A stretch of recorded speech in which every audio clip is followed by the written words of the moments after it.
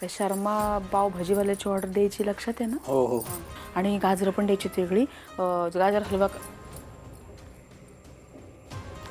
डब्बा बनवती भाऊजींसाठी. किती 10 kilo?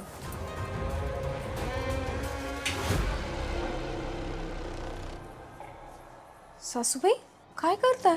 Gas का बंद केलात?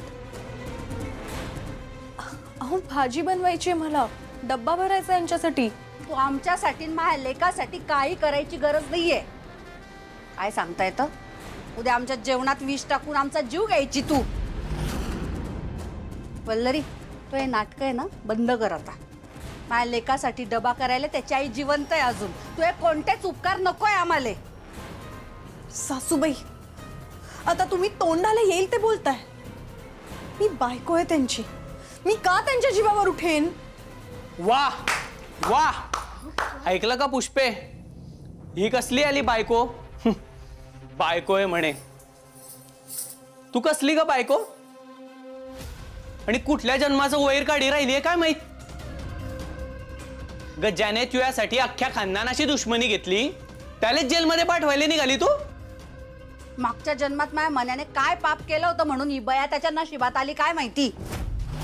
आई अगं मागच्या जन्मीचं माहित नाही मले, पण या जन्मी हिच्याशी लग्न करीसन खूप मोठा पाप केलंय मनाने. काय बोलताय तुम्ही?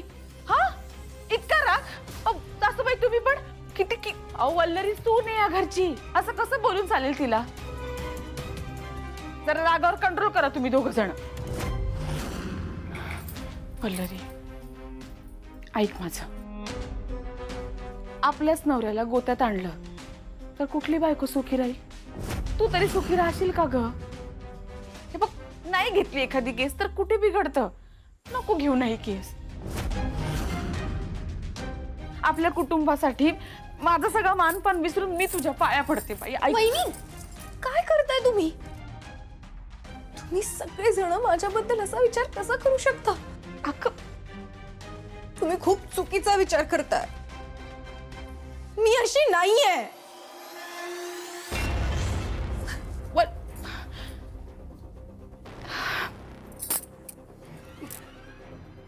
आली मोठी टिफिन करते म्हणे.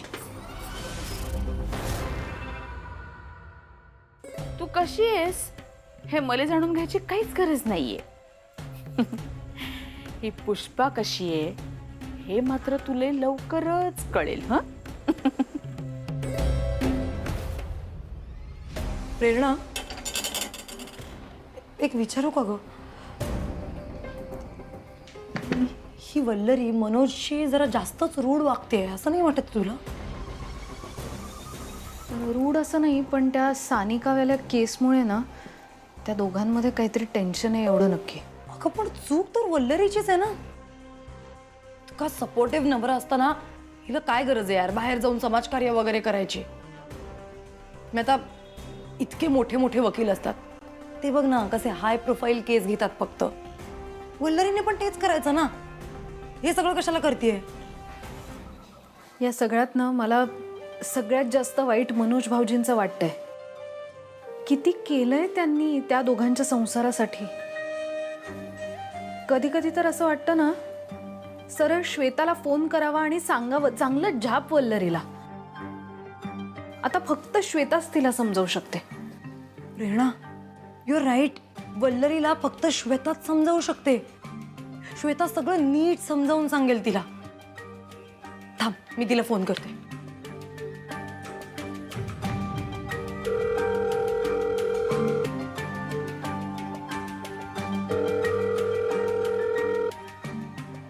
अरे यार,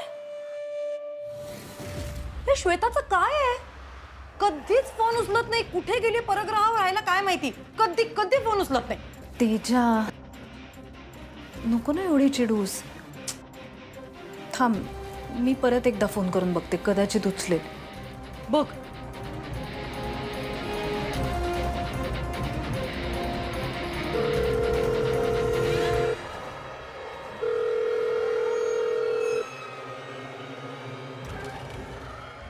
नाही उचलत आहे. तेजा कुठे आपली श्वेता? काय करतीये, कुठे, कशी, आपल्याला काहीच माहित नाहीये. त्यात आता मनोज भाऊजींना आणि वल्लरीला कोण समजावून सांगणार आहे? कसं आहे बघ ना, आधी जे लोक आपल्याला समजवायचे त्यांनाच समजवण्याची वेळ आली.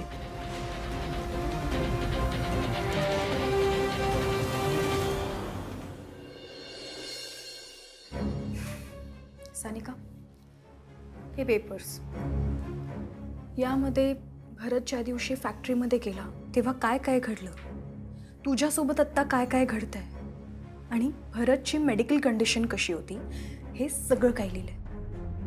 एकदा शांतपणे वाचून घे आणि मग सही कर. मॅडम, त्याची काही गरज नाही. माझा विश्वास आहे तुमच्यावर.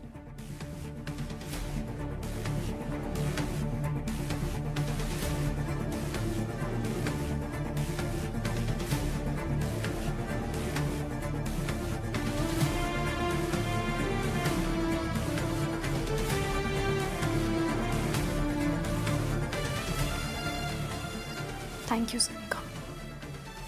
आता ही केस मी घेतली, त्यामुळे कायम लक्षात ठेव, तुला आता काळजी करण्याचं काहीच कारण नाही, कारण मी तुझ्यासोबत आहे.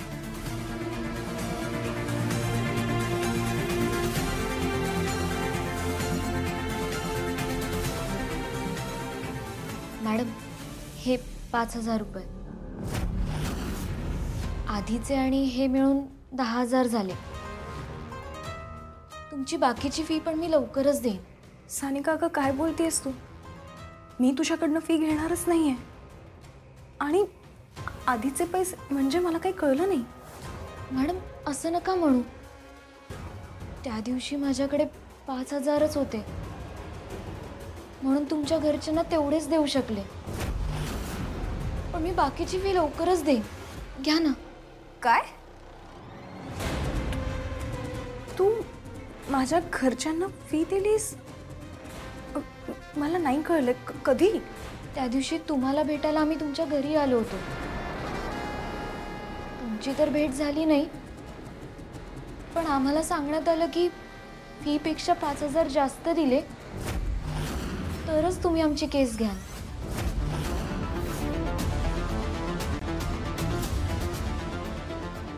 माझ्या पाठीमागे माझ्याच घरातली माणसं असं कसं वागू शकतात? आणि मला साधी कल्पनाही नाही या गोष्टींची. सानिका, हे पैसे तुझ्या जवळच ठेव.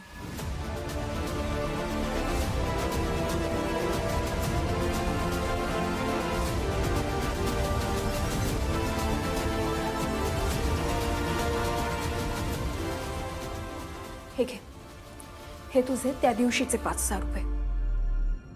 तुला कोणालाही कुठलेही पैसे द्यायची गरज नाहीये. माझ्या घरच्यांना काहीतरी गैरसमज झाला असेल, त्यामुळे हे तुझे पैसे घे. I insist, please. मी तुझ्याकडनं फी नाही घेणार.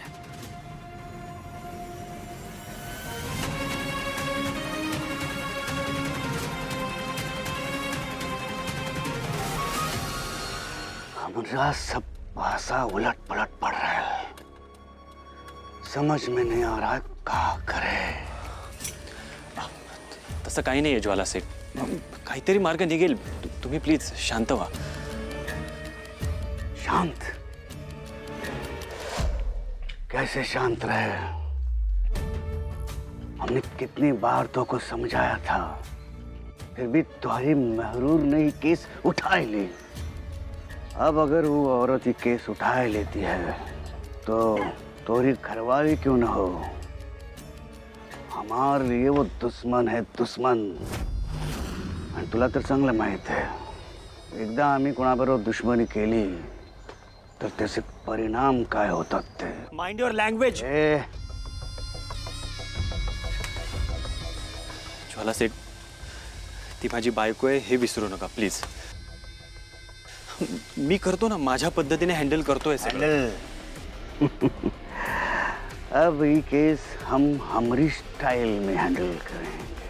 हाँ, राहिल ना लक्षात Manoj, keep this in mind. Mind.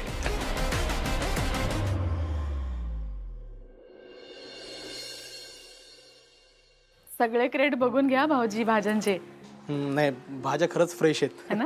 हा, या ना आत या ना. हो. प्रेरणा आणि महेंद्र दादांना सांगा उद्यापासून 5-5 किलो आणखी वाढवून द्या भाजी. हा, त्यांना लगेच निरोप पाठवते ना मी, हो. वेगळ्या करून ठेवायला भाज्या. हो. अरे पुष्पा वहिनी, तुम्ही इथे कशा काय? अगं आज महेंद्र दादा बिझी होते, या एकट्याच जात होत्या. म्हटलं आम्ही अजून निघालो नाहीये, घरीच या. अरे वा, बरं केलं. बस आलेच मी, 1 मिनिट. हा. हे काम चालू झालंय, बरे बाई. हे घ्या पाणी घ्या, मी पटकन गरमागरम चहा घेऊन आले. चहा नको, बसा, मी चहा घेऊन आले घरून. हो.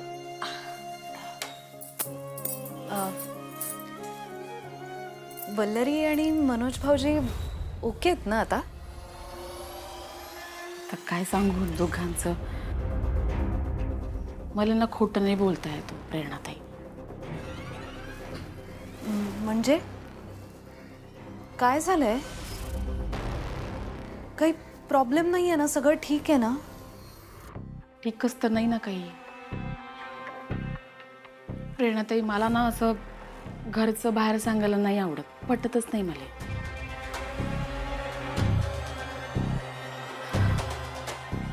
पण वल्लरी आणि मनोज भाऊजींचं अजिबात पटत नाही एकमेकांची सध्या. आज तर हद्दच झाली. वल्लरीने डबाच केला नाही मनोज भाऊजींसाठी. काय? हो.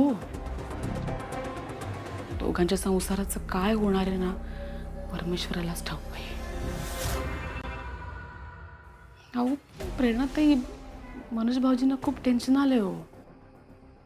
तब्येत पण बरी नसते हल्ली त्यांची.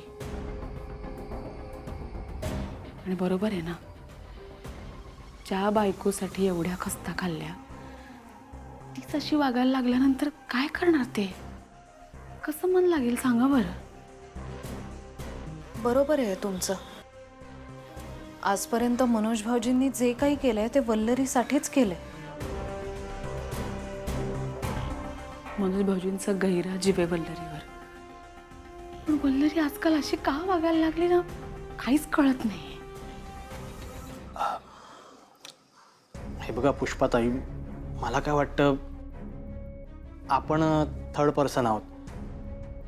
त्या दोघांमध्ये काय प्रॉब्लेम आहे आपल्याला माहीत नाहीये. उगाच वल्लरीला दोषी ठरवणं चूक आहे ना.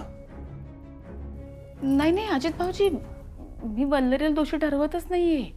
नाही नाही, तिचं पण बरोबर आहे म्हणा. एवढं व्रत घेतलंय तिने, ती अशी कशी सोडेल? काय बोलताय तुम्ही वहिनी? हा कसलं व्रत? आणि कशी काय चुकीची नाहीये वल्लरी?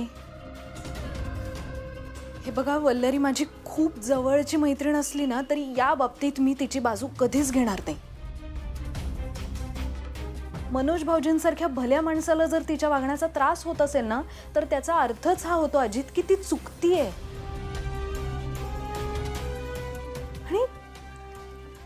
आणि अन्यायाविरुद्ध लढा देणं याचा अर्थ आपल्या माणसावर अन्याय करणं असं होत नाही ना. प्रेरणाताई, बघा ना, म्हणजे राजा राणीचा हसता खेळता संसार असं मोडायला लागल्यानंतर कसतरी होतो माझा. कोणाची नजर लागली काय माहिती. त्यांचे सगळं असं बघून ना, त्यांच्या काळजीने माझा जीव वेडा पिसावतो.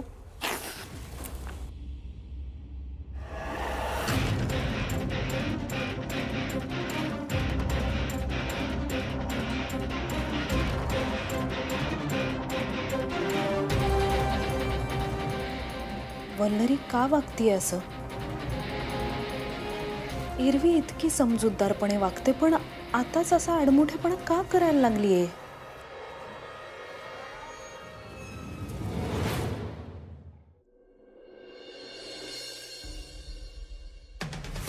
खरंच पुष्पा वहिनी म्हणत होत्या तसं वल्लरी आणि मनोज भाऊजींमधले संबंध बिघडले असतील का?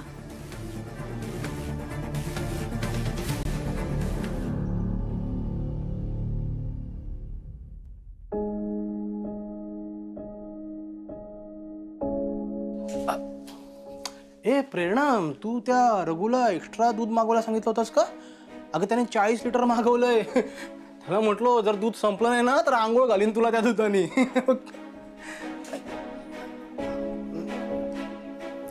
ए प्रेरणा, ही ती साडी आहे ना आपण विकत घेतली होती? तो दुकानदार म्हणाला होता 5,000 रुपये, तू म्हटलीस 300 रुपये देईन. आणि मग त्याने माझ्याकडे अशा काही रागात बघितलं होतं.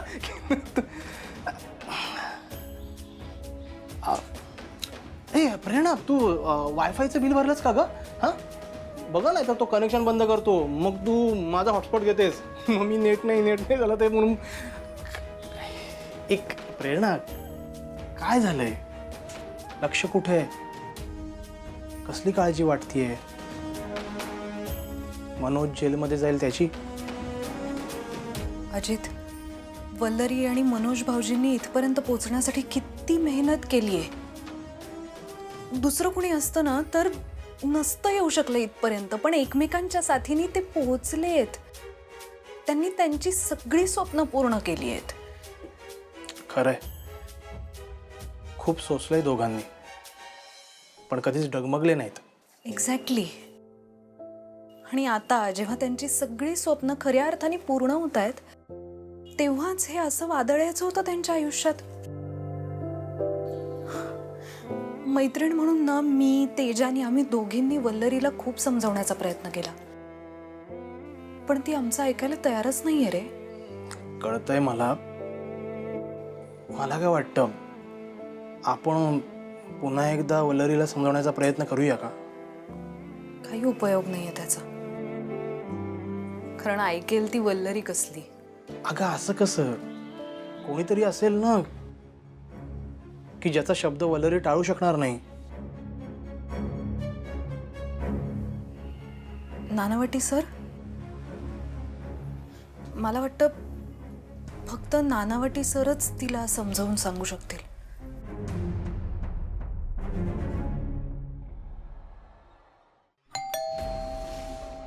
अरे देवा.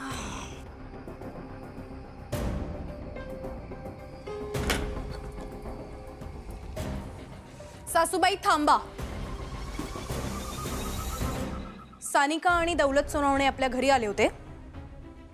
कोण सानिका? आणि तुला भेटायला आडी कोण कोण येतं ते आम्हाला कसं माहीत असणार? अच्छा, मला भेटायला कोण कोण येतं हे तुम्हाला माहित नाही, पण माझ्या आशिलाकडनं पैसे घ्यायला बरोबर जमतंय. कोणी? आम्ही? आम्ही कशाला पैसे घेऊ कोणाकडून? एवढी बी भिकणी लागली हा आम्हाला. तुझ्या घरात इसन राहतोय म्हणजे काही बी आळ घेशील का आमच्यावर? दादा प्लीज, सासूतपणाचा आव आणू नका आता. सानिकाने स्पष्टपणे सांगितलंय की ती इथे आली होती तेव्हा तिच्याकडनं 5,000 रुपये घेण्यात आले. आई बघी राहिली का तू? इतके दिवस नवऱ्याच्या मागे हात धुसन लागली होती हे, आता तर आपल्यावर बी आरोप करी राहिलीये. मी कोणावरही आरोप करत नाहीये. वल्लरी, तू काय स्वतःला गैरी पैसेवाली समजून राहिली का? अगं इनमिन 4 रुपये येत नाही तुझ्या त्या फुकटच्या समाजकार्यातून. हा जो सगळा डोलार आहे ना, माया मनाने उभा केला आहे, समजलं ना? आणि तू काय आमच्यावर खोटे नाटे आरोप लावून राहिली का? सासूबाई, तुमच्यावर कोणीही आरोप करत नाही. सानिकाने स्पष्टपणे सांगितलंय त्या दिवशी ती या घरात आली होती आणि तेव्हा तिच्याकडनं पैसे घेण्यात आले. आई, आपण हिच्या घरात भिकाऱ्यासारखं येऊन पडलोय ना, म्हणून एवढं तोंड आलं हिचं. भाऊजी, तुम्ही चुकीचा समज करताय. आणि पहिली गोष्ट म्हणजे माझ्या आशिलाकडून कोणालाही पैसे घेण्याचा अधिकार मी दिलेला नाहीये. हा चल, घेतले आम्ही पैसे, आय कबूल. मग काय म्हणणं काय तू हे जे काही 4 चणे फुटाने कमवून आणते ना वल्लरी, त्याच्याने घर चालत नाही. घर चालवायला पैसा लागतो आणि तो मन्या कमवून आणतो. पण तुला तर ते बी बघवत नाही, तू तर त्याच्यावरच दावा ठोकी राहिली. अच्छा, मी सानिकाची केस घेतली आहे म्हणून तुम्हाला राग आलाय तर, पण मग सासूबाई त्याच सानिकाकडून खोटं बोलून पैसे घेताना काहीच कसं वाटलं नाही तुम्हाला? यांच्यापेक्षा तुम्हाला कुठल्याही मार्गाने पैसा येतोय तो जास्त प्रिय आहे हे सिद्ध करताय आज तुम्ही. सासूबाई, मला मान्य आहे आई म्हणून आता तुम्हाला माझा राग येत असेल, कदाचित मी तुम्हाला चुकीची वाटतही असेल, पण मी जे काही करतेय ते मला चांगलंच माहिती आहे.